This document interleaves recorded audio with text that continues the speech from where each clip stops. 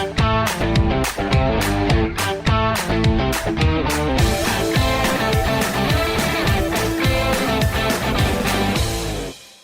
and welcome to Buildings of Tomorrow. My name is John Lester, and in this episode we'll be talking about humanizing technology, and specifically whether technology should be proactive. I'm joined today by Franziska Dolak, an Innovation Manager at Siemens Smart Infrastructure. Franziska, thank you for joining us. Thanks. Humanizing technology, what does this mean?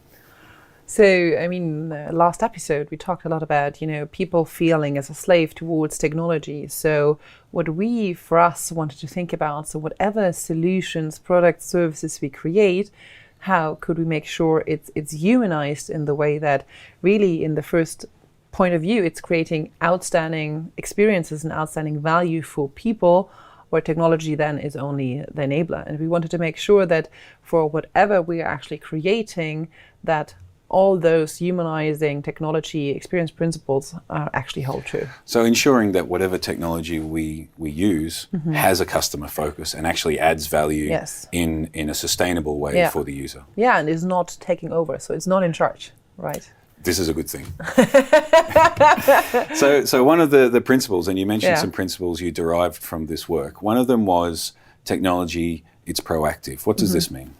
So it basically means that it's trying to help me, guide me through my day. So the goal should be that it's helping me make my life easier, my life at work.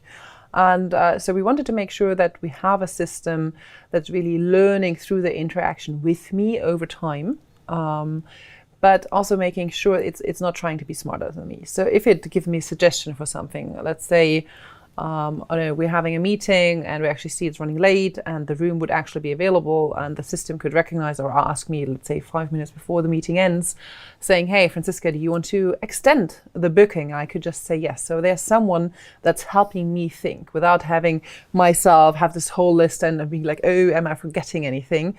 So trying to help my life easier, but nonetheless making transparent the way it drives the recommendation for me. So creating options, recognizing changes or positions where you may be outside the initial plan and giving those suggestions. There's those tiny, triggers, and it's like, hey, you could think about, have you thought of, did you forget?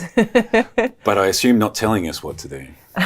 No, not necessarily. So it's really more about, giving, first of all, transparency. It could even be about the topic of, I see my calendar beginning of the week and might start wondering, like, when do I work? Because everything is planned with meeting. And that's a huge problem where people feel like, oh, I'm stuck the whole week in those kind of unproductive but very formal types of meetings. And just, playing this information back to me and saying, hey, by the way, 35 hours out of your 40-hour work week are planned with meetings.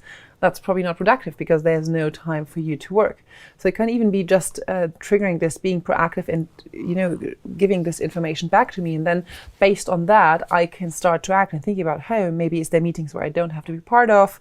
How can I manage that? Or where can I really make sure that I still get my blockers in of, let's say, 1 or 2 hours, where then in a focused manner can get some work done. So maybe taking a step back for us on our behalf and looking at the overall picture and maybe, as you mentioned, creating these really basic statistics, and I'm sure also learning from those interactions and understanding what benefit we enjoy getting from this perspective. 100%. So it's trying, to be proactive to support us in our everyday life, but it's at the same time, and that was very important for us, it's not trying to outsmart us. Yeah. Right. So it shouldn't be the ones like, oh, I told you so.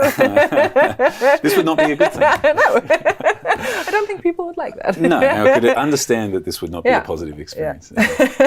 Thank you very much. Thanks.